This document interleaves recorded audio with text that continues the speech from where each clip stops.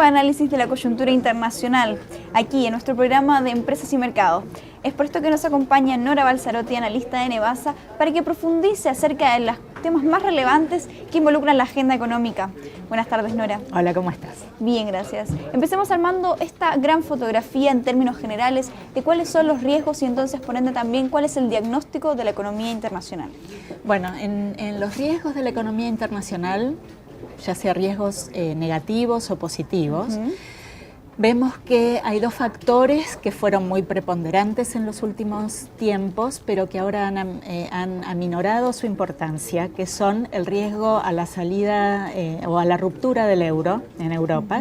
Eso lo vemos como un riesgo muy poco probable, en verdad. En todo caso, luego me explayo más, pero vemos que Europa, si tiene riesgos en este momento, son riesgos positivos. Y por otro lado, otro riesgo que se ha aminorado es el riesgo a la guerra de monedas.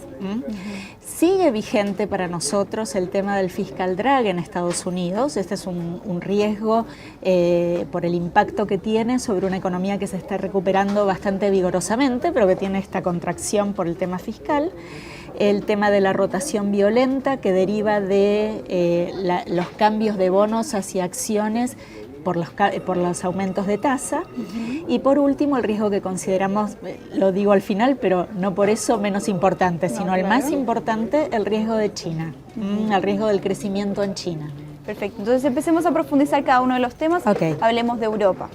Europa, como ya he dicho en otras oportunidades, nosotros creemos que hay muchos indicadores que muestran que ha tocado el piso y en verdad lo que se observa es que los PMIs han empezado a mejorar.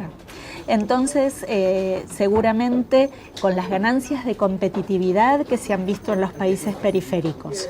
El tema de la austeridad que sigue vigente porque es una condición impostergable, pero teniendo en cuenta que los multiplicadores de la austeridad eran más altos que lo que se esperaba, entonces ahora la austeridad se la está mirando con cuidado porque los efectos que puede tener son muy fuertes y yo creo que hay bastante consenso acerca de que el tema de la austeridad con un crecimiento tan pobre hay que tener cuidado.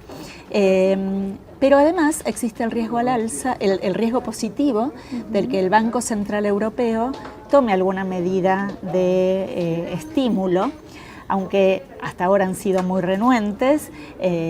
La última vez que Draghi habló dio una señal en pro de esto, de que puede haber cierto guidance de las tasas.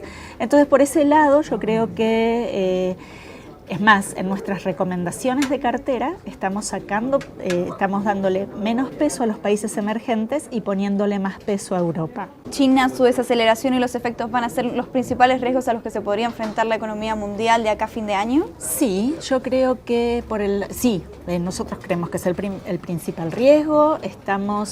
Nosotros siempre fuimos bastante favorables a China en materia de inversión en renta variable. Ahora estamos underweight. Creemos que ojalá que esto se supere, pero en el corto y mediano plazo hay mucho riesgo en China. Sí creo que también es un riesgo lo que te mencionaba antes de cómo, Estados Unidos se está recuperando. Seguramente en el segundo trimestre el crecimiento no va a haber sido muy alto, pero esperamos que se acelere en la segunda mitad del 2013. Pensamos que de todas maneras está teniendo un crecimiento muy bueno por la contracción fiscal. Hay diferentes estimaciones, pero si dependiera solo del sector privado, Estados Unidos estaría creciendo entre 3 y 4%, que es una tasa muy buena. Ahora, va a tener impacto este tema, como ocurrió el 22 de mayo, la salida de los estímulos monetarios, que para mi punto de vista es una buena noticia, que Estados Unidos puede empezar a salir, es un buen indicador, quizás tenga un impacto sobre el mundo y sobre Europa que traiga consecuencias, pero por Estados Unidos mismo es bueno que se empiece a salir, lo que va a generar es volatilidad y va a afectar al ritmo del crecimiento. Yo creo que la pregunta hoy para Estados Unidos es el ritmo de crecimiento, que se está recuperando, sí, pero la dinámica de ese crecimiento trae algunas controversias todavía. Así que por ahí puede haber se puede generar cierta volatilidad.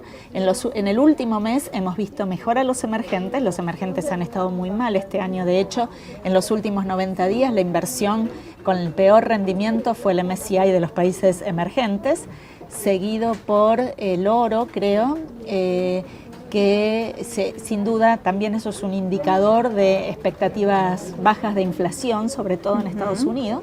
Creo que en ese sentido, si yo me tuviera que inclinar hacia expectativas de inflación, creo que hay más probabilidad de deflación que de inflación.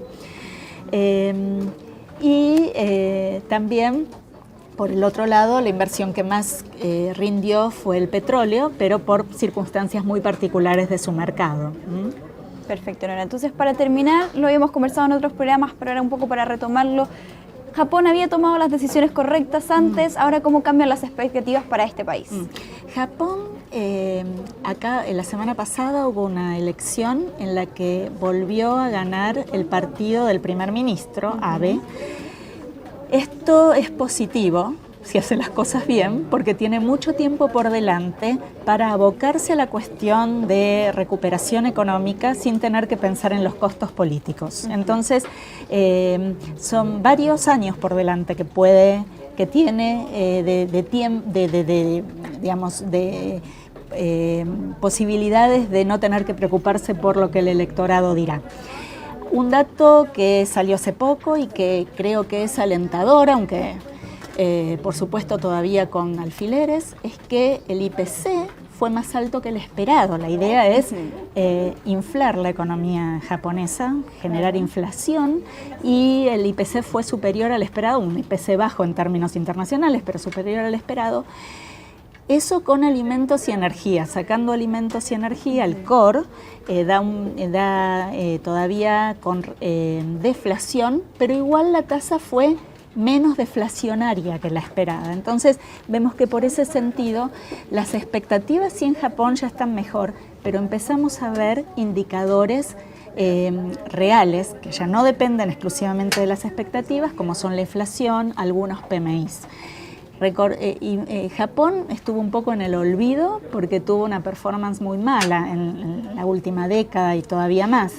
Creo que si por este lado comienza a haber crecimiento, aún con un Japón con seguramente déficit en cuenta corriente por por la deuda que tiene el gobierno y por la evolución de los servicios, etcétera, pero aún así es de esperar que esto en Japón impulse a algunos emergentes en el este asiático, como son por ejemplo Tailandia e Indonesia, países que fueron las estrellas de crecimiento para los inversores, que empezaron a tener problemas por la desaceleración china, pero sobre todo en el caso de Tailandia, debido a que Japón es un gran inversor en Tailandia, esto también impulsa esas economías, así que tenemos un efecto regional en los emergentes de esa zona también más interesante.